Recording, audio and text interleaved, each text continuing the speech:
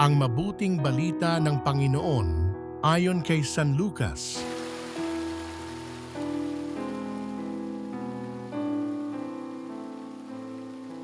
Nang linggo ding iyon, ang dalawa sa mga alagad ay patungo sa isang nayong tinatawag na Emmaus, may 11 kilometro ang layo sa Jerusalem.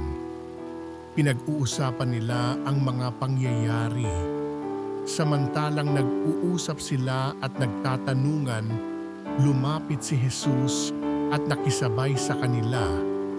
Siya'y nakita nila, ngunit hindi nakilala agad.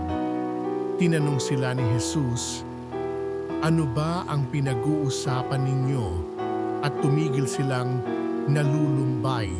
Sinabi ng isa na ang ngalay Cleopas, "Kayo lamang po yata ang dayuhan sa Jerusalem na hindi nakaalam sa mga bagay na katatapos pa lamang nangyari roon." "Anong mga bagay?" tanong niya. At sumagot sila tungkol kay Jesus na taga Nazaret, isang propetang makapangyarihan sa gawa at salita, maging sa harapan ng Diyos at ng mga tao. Isinakdal siya ng aming mga punong saserdote at mga pinuno upang mahatulang mamatay, at siya ay ipinako sa krus. Siya pa naman ang inaasahan naming magpapalaya sa Israel.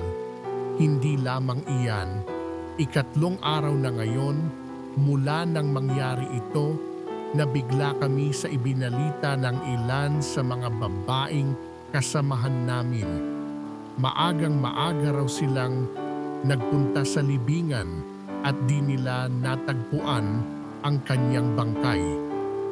Nagbalik sila at ang sabi, nakakita raw sila ng isang pangitain, mga anghel na nagsabing buhay si Jesus. Pumunta rin sa libingan ang ilan sa mga kasama namin at gayon nga ang natagpuan nila, ngunit hindi nila nakita si Jesus. Sinabi sa kanila ni Jesus, "Kay hahangal ninyo, ano't hindi ninyo mapaniwalaan ang lahat ng sinabi ng mga propeta? Hindi ba't ang Mesiyas ay kailangang magbata ng lahat ng ito bago niya kamtan ang kanyang marangal na katayuan?" At ipinaliwanag sa kanila ni Jesus ang lahat ng nasasaad sa kasulatan tungkol sa kanyang sarili, simula sa mga aklat ni Moises hanggang sa sinulat ng mga propeta.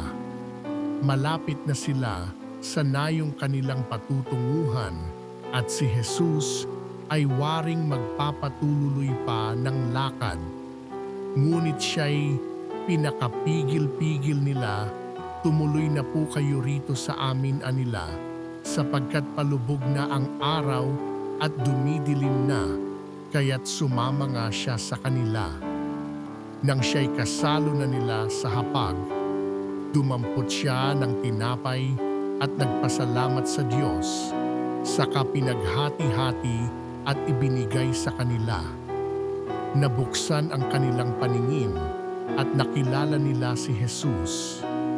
Subalit ito'y biglang nawala at nawika nila, "Kaya pala gayon ang pakiramdam natin habang tayo'y kinakausap sa daan at ipinapaliwanag sa atin ang mga kasulatan."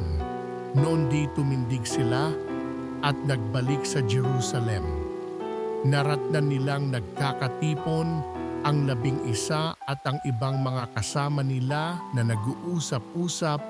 Muli ngang nabuhay ang Panginoon, napakita kay Simon, at isinalaysay naman ng dalawa ang nangyari sa daan at kung paano nila siyang nakilala nang paghati-hatiin niya ang tinapay.